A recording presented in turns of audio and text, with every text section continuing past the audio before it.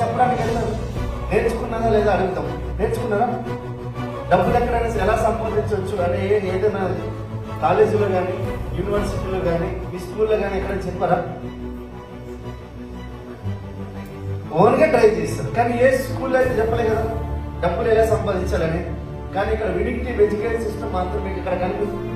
ఆ education system మీకు నేర్పిస్తుంది డబ్బులు ఎలా సంపాదించాలి, డబ్బులు ఎలా నిలబెట్టుకోవాలి, మనం 3 తరాలకు ఎలా సంపాదించాలి, సృష్టించాలి, క్రియేట్ చేయాలని చెప్పి నిలబెట్టుతుంది మనకు. సో దాని గురించే చెప్పడానికి నేను రావడం జరిగింది. సో గుర్తుపెట్టుకోండి, ఏ కాలేజు, ఏ స్కూల్, ఏ యూనివర్సిటీ కూడా మీకు నేర్పించదు డబ్బులు ఎలా సంపాదించాలో నేర్పించదు. కానీ మేము నేర్పించడానికి వచ్చాం.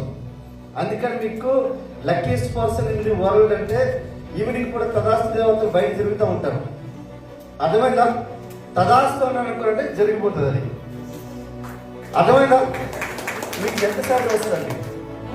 నాకు కూర్చో శాలరీ వస్తుంది 25,000. సో ఒకసారి నాకు కూర్చో 28,000 శాలరీ గురించి 21 పోరాటం చేస్తారా లేదా? మీరు ఆలోచించండి. 30,000 ఇంచుమించుగా 30,000 జీతం, ఆల్మోస్ట్ 3,60,000 రూపాయల ప్యాకేజ్ వాళ్ళది, అవునా కదా? దాని గురించి జీవితాంతం ఎంత కష్టపడి ఉంటారండి.